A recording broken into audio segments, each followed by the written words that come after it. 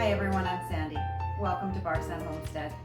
Quite a number of years ago, when our children were very small, I wanted to learn how to make some vegetarian meals. We still eat meat and did then, some meats, but I still wanted to substitute out the meats once in a while for a vegetarian meal. A very good friend of ours gave me this recipe that she made for her family all the time, but the recipe didn't really have a name for it. And as I made it over the years, our daughter really loved these patties. And I eventually named the patties after her when I was making up my cookbook. And so I don't want to reveal my daughter's name because she has not given me permission to do so, but she has always been our little princess. And so I have named these for the video Princess Patties, and they are very delicious and we still enjoy them today. So I hope you enjoy.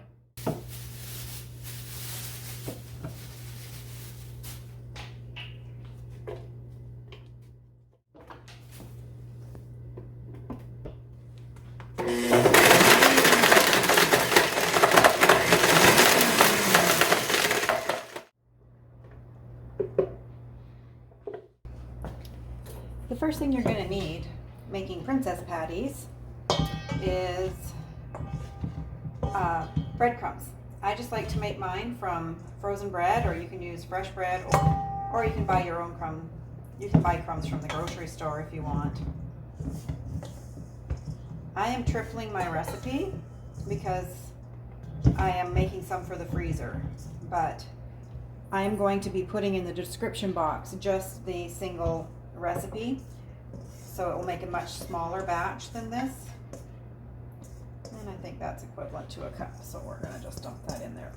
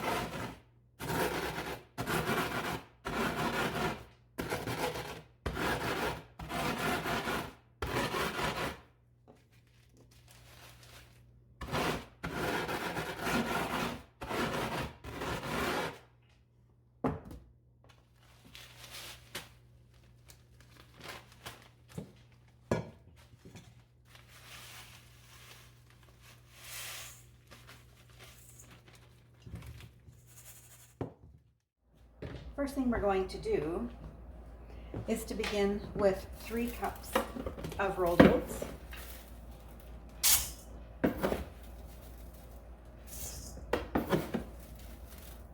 And again, I am making this a large recipe because I want to be able to freeze some afterwards.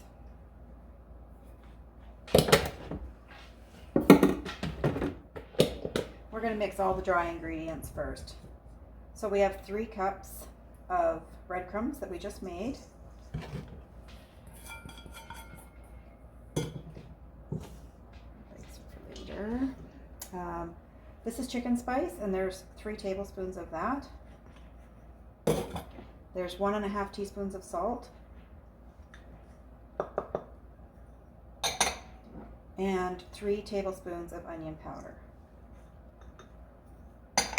So we're just going to mix all those dry ingredients.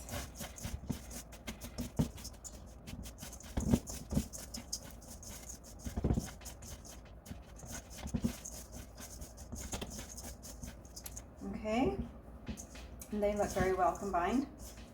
So the next thing we're going to add is our cottage cheese, 750 grams of cottage cheese. So I'm just going to put the whole thing in. We don't eat normally a lot of dairy, and so when I do buy cottage cheese, this is generally what the recipe I buy it for, and I try to use it all up in this one recipe.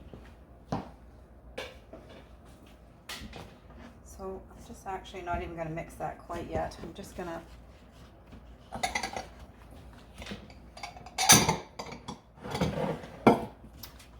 work on the eggs here. And for this recipe, we're going to need 9 eggs. Again, it's large. The regular recipe calls for 3 eggs. The protein in this recipe, obviously, I'm sure you figured it out, comes from the cottage cheese and from the eggs. So that's why this can be a meat replacement.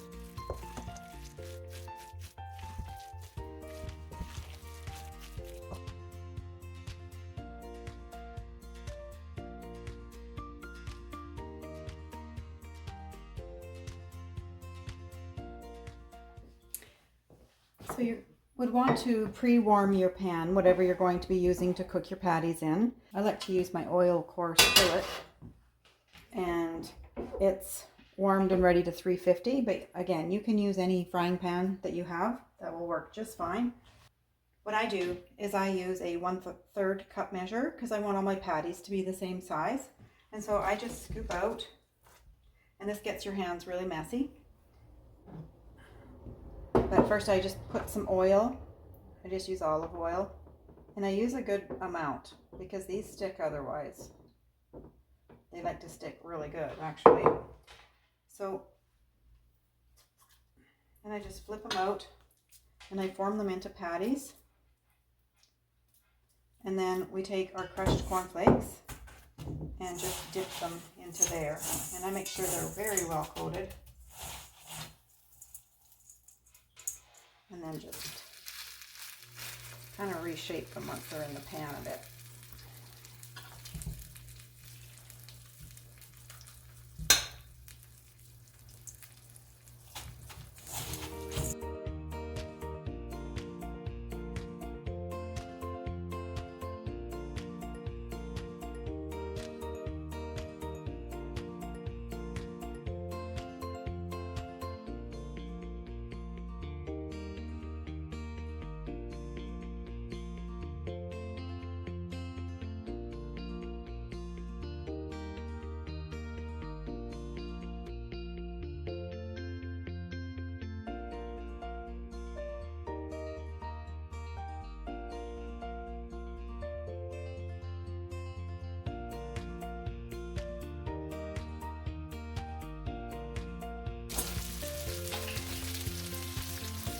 Actually, we're gonna leave those for 4 minutes for the first side. I'll put the lid on them so they can cook through.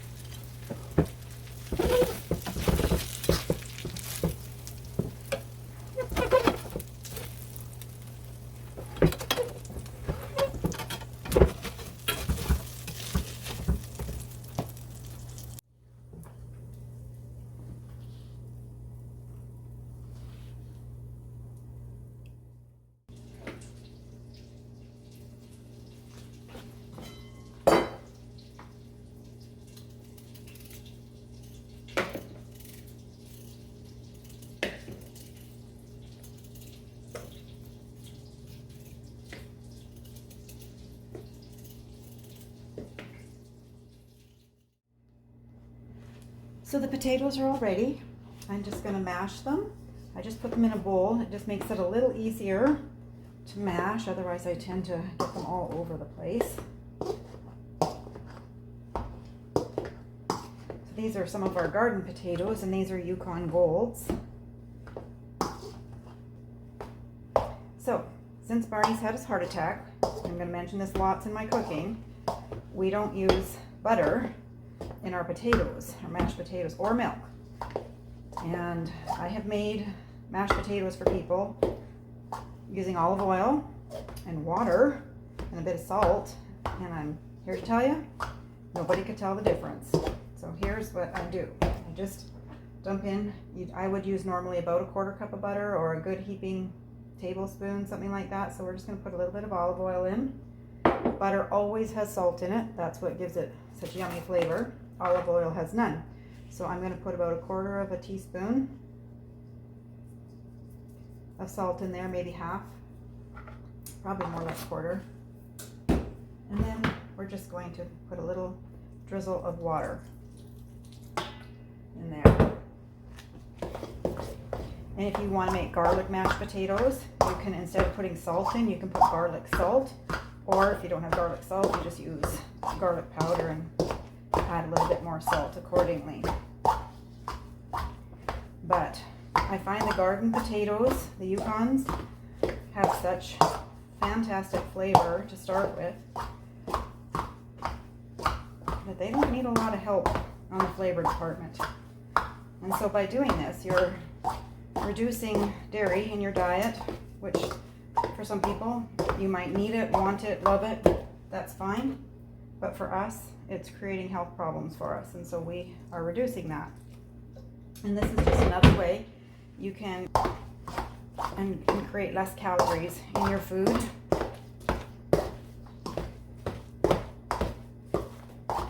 You'll notice that I'm not adding more oil, I'm just adding water to get my consistency now.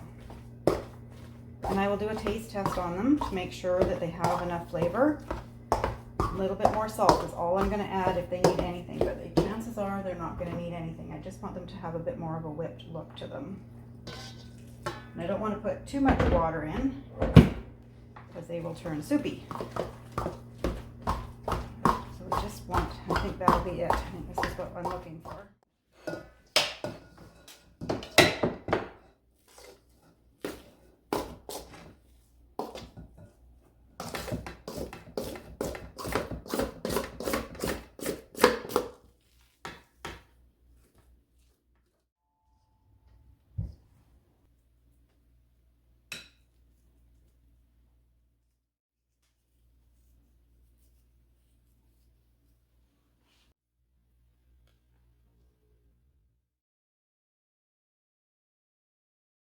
I wish you could taste these.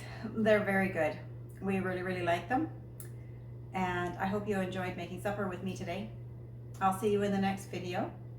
Bye for now. God bless.